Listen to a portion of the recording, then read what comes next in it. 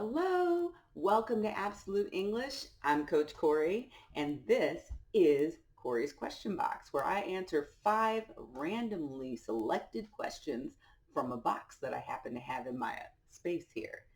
And these are questions that oftentimes when I'm conversing with, teaching someone online, when we're looking for a way to spark conversation, I'll just pick one of these questions out. And it's a great way to get a conversation going.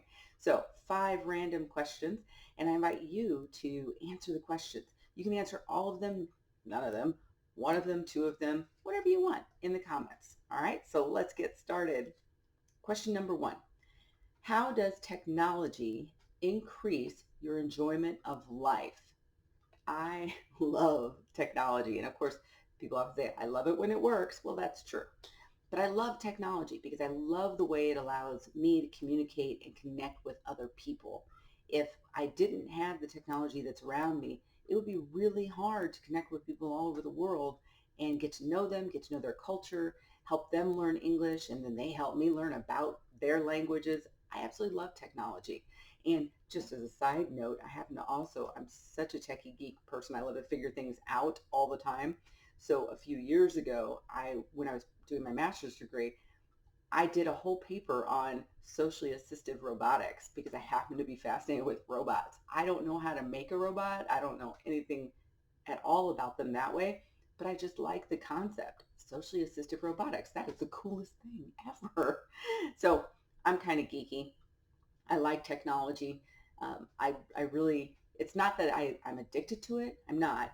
Like, I'm been known to forget my phone, for example, my smartphone, but I do love it. I think it's a great way to connect with other people from all over the world. Question number 2. Have you ever run into someone you knew when you were far from home? This is a great question. So about 2 years ago, my family and I had been traveling in Europe and we were coming back to the United States and we were going through Atlanta, Georgia. So we're at the airport, Atlanta, Georgia. We're exhausted. And for some reason, I got a hold of my brother. I don't know if he called me or I called him. And we're talking and I'm like, hey, well, where are you? He says, oh, I'm in Atlanta. I'm like, wait a minute. Where are you? Why are you in Atlanta? And he was there on business and everything. And I'm like, but where are you now? And he was at the Atlanta airport. He was at the same airport where we were, different terminals and all that, but we were at the same airport at the same time, same day. And it was hysterical because neither of us knew that the other was there or that either of us were going to be there. So it was so much fun because we got to connect. It was a great surprise. I hadn't seen my brother in a long time. He lives in Texas and I live in Nebraska. So we hadn't seen each other in a long time. It takes, like 10, 11 hours to drive from where I live to get to where he is. If you drive straight through, maybe about 12. We usually don't drive straight through.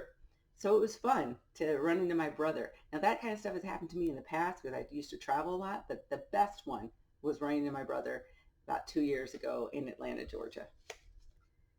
Number 3. How does where you are now compare to where you thought you'd be 5 years ago?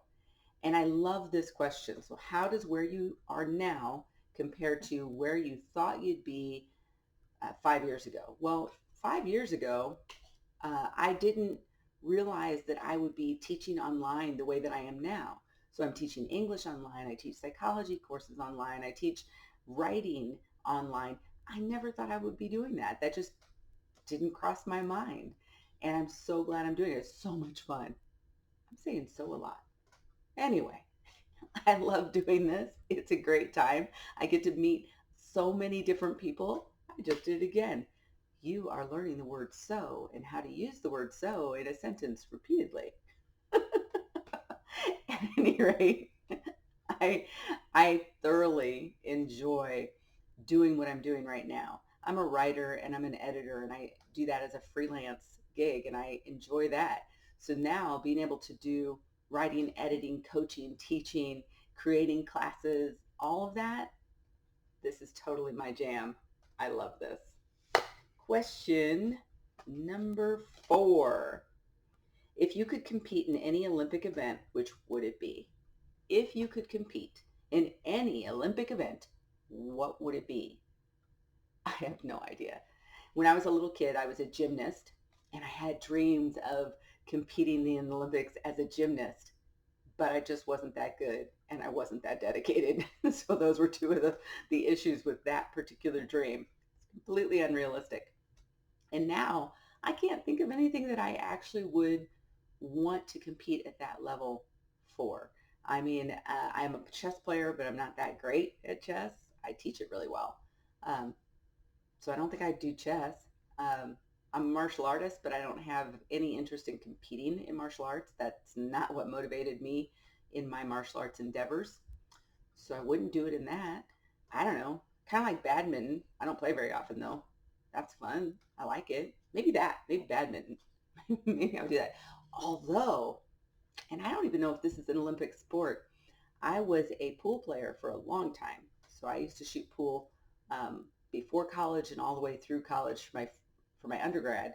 I was a pool shooter and I was okay at that, and I could have gotten better at that. I could still get better at that. So maybe that. Maybe I don't even know if that's a competition. Is that a thing?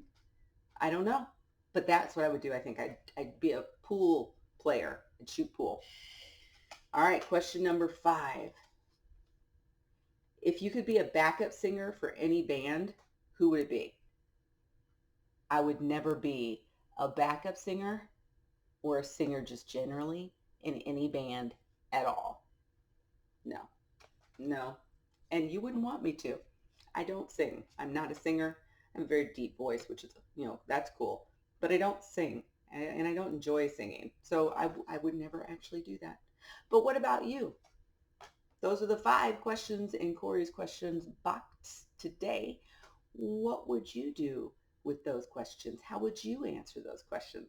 Can't wait to hear it. Remember to subscribe to Absolute English for more entertaining and educational videos and to join the fun. See you later.